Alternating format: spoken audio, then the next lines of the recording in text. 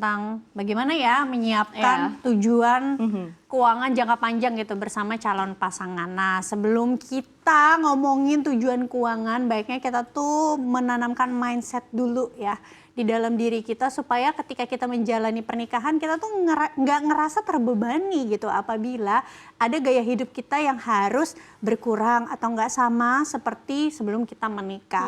Oke, yang pertama adalah menikah itu nggak menakutkan kok apabila kita udah siap berkomitmen di dalam sebuah hubungan ya. Kalau nggak siap ngapain nikah, bener nggak? Yang kedua, menikah itu tidak menakutkan bila kita sudah mempersiapkan segala sesuatunya dari sebelum menikah. Tapi menyiapkan segala sesuatu bukan artinya harus juga cari pasangan yang udah punya rumah sama mobil ya, tapi itu preferensi masing-masing. Kalau kalian mau cari pasangan yang, oh dia harus punya rumah dulu, harus punya saldo 3 miliar dulu, silakan. Tapi maksud dari mempersiapkan segala sesuatunya dari sebelum menikah adalah punya dana darurat, asuransi kesehatan, bisa pakai BPJS ya. Ini deh yang untuk keamanan. Dan juga biaya pernikahannya kalau bisa jangan pakai ngutang, oke? Menikah itu tidak menakutkan bila kita bisa mengontrol ekspektasi dan ego kita. Terkadang kita tuh jadi merasa terbebani karena ekspektasi kita itu terlalu tinggi gitu ya. Kita berharap orang lain bisa membahagiakan kita. Padahal bahagia itu kan datangnya dari dalam diri kita sendiri ya kan. Biasanya kenapa kita terlalu berekspektasi di era distraksi zaman sekarang itu karena kita terlalu membandingkan diri kita dengan orang lain. Jadi hati-hati ya. Kalau bisa postingan-postingan yang justru membuat kamu seuzon beriri hati di dalam diri di hide-hidein aja dulu. Oke, menikah itu tidak menakutkan apabila kita sudah saling terbuka terhadap kondisi finansial.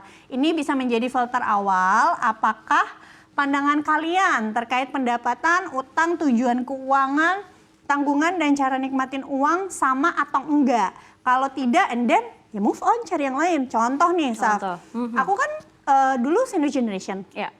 Pas mau nikah ya, jadi bukan senior generation sih kalau sebelum nikah tulang punggung keluarga. Ya. Suamiku tuh tidak, jadi suamiku itu dibesarkan di keluarga yang dia pun bingung kok bisa seorang anak ngasih orang tua uang, gitu membiayai orang tua. Itu kan perbedaan pola asuh ya kan, ya nggak apa-apa dong dan aku juga tidak menyalahkan dia gitu.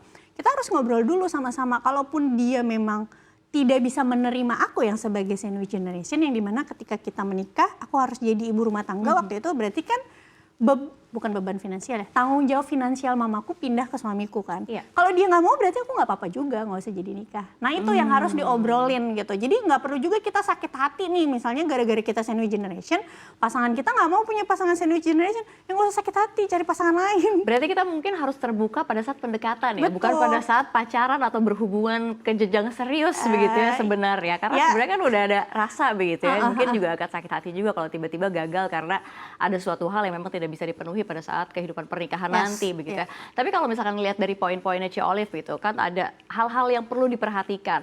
Kalaupun memang kita sudah mempersiapkan, namanya kan juga orang ya, roda berputar. Kadang hidupnya karirnya lagi bagus, terus tiba-tiba memang tidak bisa diperkirakan pada saat kehidupan pernikahan. Nah tiba-tiba mungkin ada yang di-adjust sedikit itu sebenarnya apa sih yang harus lebih diperhatikan lagi soal misalnya kalau misalkan ada darurat, tiba-tiba di PHK atau bagaimana Ci Olive? Ya, makanya tadi aku juga ada sempat menyampaikan mempersiapkan segala sesuatunya itu adalah keamanan finansial. Kadang banyak orang yang masih salah kaprah tuh gini, Syafira aku juga suka nemu ya di kolom komentar, mereka suka komen, ya dulu kita ngerasanya sebelum nikah punya gaji sekian dan ngerasanya udah cukup, pas nikah tiba-tiba kena PHK, itu bukan persiapan loh. Punya pendapatan itu bukan persiapan finansial. Punya pendapatan, semua orang bisa punya pendapatan. Tapi gimana cara kamu ngelolanya? Kalau kamu punya pendapatan 100 juta, kalau tiap bulan kamu juga habis nggak punya dana darurat, itu namanya bukan persiapan finansial. Itu namanya living paycheck to paycheck. Gitu ya. Jadi kalau yang dinamakan persiapan itu untuk menghadapi segala sesuatu yang mungkin aja terjadinya kurang enak after pernikahan. Untuk itu dana darurat dan asuransi itu penting. Dana darurat itu minimum ya kalau menikah 6 kali pengeluaran bulanan. Gitu. Oke, baik. Terus ada poin-poin apa lagi nih Ci Olive untuk tema kita pada malam hari ini? Jadi kalau kita udah tanamin mindsetnya, nah baru kita bisa ngobrol. Katakanlah si kedua pasangan ini nih nanti mau beli rumah. Jadi tujuan keuangannya itu mau DP rumah sudah dihitung-hitung dengan inflasi itu ternyata membutuhkan DP sekitar 200 juta 5 tahun lagi. Ini udah DP inflasi ya. Pendapatannya itu 8 juta, katakanlah double income ya, berdua tuh 8 juta. Maka berapa sih kontribusi yang bisa dipersiapkan oleh pasangan ini untuk mencapai DP rumah 5 tahun lagi apabila berinvestasi di instrumen investasi yang 7% per tahun, berkontribusi 60 bulan atau selama 5 tahun rutin investasi untuk mencapai 200 juta, maka bisa menyisihkan 2,7 juta per bulan. Ini tuh setara 33% dari pendapatan. Nah, biasanya tadi aku sempat katakan kan, ketika kita menikah bisa aja tujuan hidup kita berbeda. Berubah ya? Iya, berubah. Ketika tujuan hidup kita berubah, berarti kan ada aspek yang paling kita utamakan. Saat ini aspeknya si pasangan ini yang paling diutamakan adalah rumah. Sehingga mau nggak mau untuk bisa membeli rumah, pasti ada dong pengeluaran lain yang mereka harus korbankan. Katakan tadinya mereka suka banget pergi kuliner, ya udah sementara waktu nggak pergi kulineran dulu, masaknya di rumah aja. Oke, baik. Gitu. Jadi ini 2,7 plus 2 ya dari pasangan laki-laki dan perempuan. 2,7 itu totalnya. Kalau misalnya katakanlah masing-masing gajinya 4 plus 4 gitu ya. Nah, tergantung nanti ngobrolnya gimana, apakah dibagi 2,7-nya atau misalnya si calon suaminya gajinya lebih gede gitu lebih ya. Besar, ya? Misalnya dia punya gaji katakanlah 5 juta, si istrinya cuma 3 juta. Oh ya udahlah, karena si istrinya juga sebenarnya uangnya nggak dipakai untuk kebutuhan pokok, misalnya dia jadi 500.000 kontribusinya, sisanya suaminya gitu. Oke, baik. Apalagi nih Cik Olive untuk poin-poin berikutnya? Oke, ini kita kan kalau ngomongin terkait dengan tujuan keuangan ya, banyak orang yang kayak susah banget mencapai tujuan keuangan apalagi ketika menikah. Karena banyak sekali biaya-biaya yang mengalami kenaikan gitu. Apalagi kalau udah punya anak. Punya anak tuh kan mahal ya. Mahal ya. Punya anak tuh mahal. Sebenarnya kita tuh harus identifikasi lagi gitu. Kira-kira beneran gak sih pendapatan kita itu nggak cukup atau sebenarnya masih banyak pengeluaran yang bisa kita kelola dengan lebih baik. Dan percaya nggak percaya Safira, sebenarnya kita tuh nggak akan bisa mencapai kestabilan keuangan kalau misalnya kita tuh gampang terdistraksi. Karena kita itu biasa mendistraksi emosi kita dengan uang. Contohnya gimana? Contohnya adalah kalau teman-teman coba perhatiin, kalau Sobat Cuan lagi sedih, kira-kira apa yang Sobat Cuan lakuin? Kadang-kadang kita lagi sedih, ya udah deh nongkrong aja ke coffee shop. Kadang-kadang kita lagi kesepian, ya udah deh pergi aja live music. Kadang-kadang kita lagi bosan, ya udah deh scroll sosial media, ujung-ujungnya check out gitu ya, toko online. Akhirnya ini membuat kita mengeluarkan uang di luar kebutuhan kita dan cenderung impulsif buying. Oke, misalnya kita udah punya anggaran keuangan untuk keinginan tuh 10%. Sampai 20%. Tapi dengan adanya impulsif buying, pengeluaran untuk keinginan itu bisa bengkak ke 30%. Dan biasanya impulsif ini dipengaruhi karena emosi tadi. Jadi kita harus bisa belajar mengelola emosi supaya emosi kita tidak memaksa kita untuk mengeluarkan uang lebih. Memang susah. Karena kita biasa ya kalau misalnya dari kecil, itu kalau kita nangis, kalau kita sedih, orang tua kita hibur kita kasih es krim. Orang tua kita hibur kita kasih mainan. Akhirnya itu terbawa kan sampai dewasa, kita terbiasa mendistraksi emosi kita gitu. Jadi ini ya penting banget begitu ya, distraksi emosi, karena sebenarnya cari pasangan juga jangan yang emang mancing emosi juga ya. Benar. Jadi kita jadi keluar dari tujuan finansial kita ya. Karena kan dari karena munculnya distraksi emosi kan bisa dari pasangan kita masing-masing kan. Kalau emang salah dari awal, ya udah deh. Gitu, banyak sekali distraksinya ya.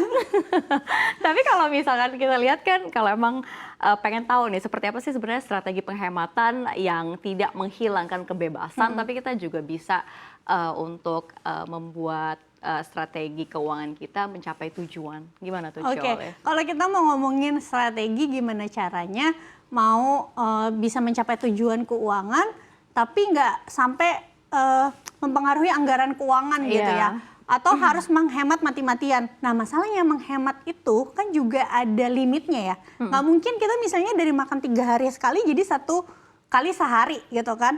Jadi harus realistis juga gitu. Bener. Nah untuk itu kalau kita udah di tahap yang gila udah nggak bisa nih menghemat lagi, aku juga nggak saranin kalian untuk kalian misalnya sampai nggak ngeluarin uang untuk keinginan. Yang paling penting adalah yang kamu tabung itu harus lebih banyak dari pengeluaran keinginan kamu. Tapi kamu juga perlu nikmati uang gitu. Nah ya jalan keluarnya tuh apa? Kalau memang udah nggak bisa berhemat lagi, sampai udah wah ini nggak bisa nih, masa gue makan sehari cuma nasi sama cabai doang gitu kan? Berarti harus tingkatin pendapatan gitu supaya tujuan keuangannya bisa tercapai. Takut ya, jadi terbayang-bayang karena banyak banget emang poin-poin yang harus diseriusin banget. Salah satunya memang cari pasangan yang tidak mendistraksi emosi kita ya pada saat menikah nanti. Apalagi punya anak yang sebenarnya kita butuh self reward juga, healing juga gitu. Karena sebagai istri memang saya lihat teman-teman saya juga cukup kehidupannya fantastis ya, lebih naik turun juga ada begitu. Dan tapi kalau misalkan kita lihat dari sisi garis besarnya begitu ya, kalau misalkan ngomongin bersama pasangan, idealnya gimana sih untuk sebenarnya dari dasarnya membuat kita komitmen untuk bersama pasangan mencapai tujuan finansial yang memang benar-benar benar-benar stabil. Tapi Ciolif tadi bilang nggak setuju sama seimbang begitu. Tapi kalau misalkan kita memang dari awal melihatnya tuh seperti kayak karena pernikahan itu kan kayak nggak bisa, kita kan untuk menaikkan derajat gitu ya untuk beberapa orang apa segala macam. Nah tiba-tiba apakah memang definisi untuk menikah itu akan berbeda lagi di kehidupan berikutnya gitu agar tidak terhindar dari masalah-masalah jadi kayak bilangnya kayak drop gitu kehidupannya jadi berubah. Itu seperti apa? Itu mungkin yang ditakutin orang-orang juga kali atau perempuan-perempuan sekarang. Nah kalau itu ya misalnya kita takut nih standar hidup kita itu turun ya. Aku juga jadi sebagai gitu orang tua ya nih. Jadi downgrade ini gitu. Ini ada cerita nyata nih. Belum lama ini minggu lalu lah teman suamiku tuh cerita sama aku. Jadi dia ada teman lagi deket lah, partner kliennya dia, tapi masih muda sekali. Memang dia nerusin bisnis papahnya. Dan anak ini mau nikah gitu. Terus dia cerita lah sama suamiku gitu kan, pengen kenalin pasangannya ke aku biar belajar keuangan pasangannya. Soalnya pasangannya ini dari sebelum nikah kan mereka mau nikah nih, udah langsung nembak minta nominal sekian. Di luar kebutuhan pokok. Oh gitu. Iya, pokoknya buat jatahnya dia sekian. Udah diomongin di awal ya? Ya udah diomongin di awal. Jadi si cowok ini pengen banget pasangannya tuh dikenalin ke aku gitu biar belajar terkait keuangan karena dia merasa dia masih berat untuk provide itu. Tapi aku bilang sama suamiku, itu nggak salah dari sisi perempuannya karena bisa jadi memang dia sudah di-provide seperti itu sama orang tuanya sedari kecil. Benar. Bener nggak? Jadi itu nggak salah, cuma masalah komunikasi aja. Nanti harus diskusi nih berdua jalan tengahnya apa. Tapi untuk dari sisi si cewek, sobat cuan nggak bisa menilai dia itu matre. Betul. Karena aku juga bilang ke suamiku, kamu coba bayangin kita punya anak cewek, ketika dia besar dengan semua yang udah kita kasih ke dia, terus tiba-tiba misalnya ada cowok gitu datang dengan misalnya dia nggak provide apa-apa. Kira-kira kamu gimana? Terima nggak sebagai orang tua? Aku bilang kayak gitu. Bisa diterima tapi di-provide lagi sama orang tua tuh gimana tuh? Iya kan? Jadi nah ini tadi seperti yang juga aku sampaikan, bisa jadi karena kita dibesarkan di lingkungan yang berbeda, baik itu pola asuhnya, baik itu belief yang ditanamkan sama orang tua kepada kita gitu. Jadi ya kita nggak bisa menyalahkan satu sama lain. Mungkin si cewek akan mikirnya si cowoknya pelit, si cowoknya akan mikirnya si ceweknya matre. Nah ini tuh harus duduk berdua sih. Gimana jalan tengahnya gitu. Belum lagi kalau beda budaya ya, misalkan ada dari bule atau dari dalam negeri. Nah itu apakah ada perlu pos-pos keuangan yang emang perlu kita atur sendiri, kita sebagai cewek maksudnya dari sini, terus apa pasangan kita dari foreign gitu. Nah itu juga harus dipelajarin ya. Bule itu kan juga macam-macam ya. Tapi kayaknya kalau yang aku pelajarin, bule itu tipikal yang ada bule yang memang mereka kalau bayar awal-awal kencan masing-masing ya. Tapi ada yang kalau misalnya mereka udah percaya banget gitu, kalau kamu adalah pasangan hidup saya, semuanya di-provide. Tapi itu nggak bisa dinilai juga dari warna kulit ya. Tergantung juga bule itu dibesarkan di keluarga seperti apa. Dan kita tetap harus punya pegangan sendiri ya, walaupun kita juga di-provide gitu ya, Ciolif. Nah ini aku selalu pesan ke wanita-wanita yang follow Instagram aku tuh gini, kita itu sebagai perempuan itu harus punya pendapatan. Ya, pendapatan untuk berjaga-jaga karena we never know dalam hidup itu bisa terjadi apa gitu kan. Jadi kalau amit-amit banget suami kita meninggal duluan, anak-anak kita tuh nggak perlu turun kualitas hidupnya karena ada uang mamahnya gitu, atau misalnya ada asuransi jiwa gitu. Nah, tapi kalau misalnya mereka yang tujuan hidupnya menjadi ibu rumah tangga, apakah salah? Enggak dong. Enggak. Kalau mereka memilih untuk tidak mencari uang, si para istri, apakah itu salah? Tidak. Tapi caranya adalah kalian harus minta uang bulanan yang banyak ke suami supaya bisa kalian tabung. Jadi punya tabungan sendiri. Kalau itu nggak apa-apa ya, untuk ditabung nggak apa-apa ya? Nggak apa-apa. Kalau kamu merasa saya nggak mau, pokoknya kerja gitu ya, minta duit lah sebanyak-banyaknya ke suami kamu supaya kamu bisa punya tabungan terpisah untuk jaga-jaga kalau misalnya ada sesuatu yang terjadi terhadap suami gitu. Oke, baik. Apalagi nih Cia Olive yang perlu kita ketahui untuk Sobat Cuan yang memang mungkin akan merencanakan pernikahan atau mungkin yang jomblo-jomblo gitu ya melihat ini. Jadi jangan takut gitu ya, ini ada rumusnya gitu. Jadi kalau kita ngomongin ya terkait dengan pengeluaran apa sih yang paling besar biasanya di sebuah keluarga kecil gitu ya. Iya. Selain misalnya, aku rasa sekarang sebenarnya rumah menurut beberapa generasi muda udah bukan tujuan gitu kan. Mereka udah lebih mementingkan terkait fungsi. Kalau misalnya bisa sewa lebih murah ya sewa aja, misalnya deket kantor gitu ya. Mobil juga mungkin mereka banyak yang berpikir terkait fungsi. Tapi kalau udah pengen punya anak, apalagi anak yang lebih dari satu, kita harus tahu biayanya itu pasti mahal. Gitu kan, harus sesuai kemampuan gitu. Jadi kita udah harus pikirin dari jauh-jauh hari, emang biaya apa aja sih ketika kita mau membesarkan anak. Yang pertama konsultasi dokter ke dokter kandungan, syukur-syukur kerjanya di perusahaan bagus, jadi dibayarnya sama asuransi kantor. Atau kalau misalnya pakai BPJS juga bisa kok kalau ngerasa nyaman gitu kan. Yang kedua lahiran, bisa pakai BPJS juga atau di private kantor. Vitamin untuk ibu, perlengkapan bayi, vaksin bisa BPJS juga. Sekolah anak, zaman sekarang orang-orang berlomba-lomba ya kan. Di sekolah swasta nggak apa-apa, nggak masalah selama kalian mampu. Tapi harus tahu kalau sekolahnya mahal berarti harus disiapin dari jauh-jauh hari. Belum lagi les coding nih, gara-gara kemarin nih Clash of Champions semua orang tua berlomba-lomba mau Buat lesin coding anaknya. Terus sosial dan experience-nya juga jangan dilupakan gitu ya.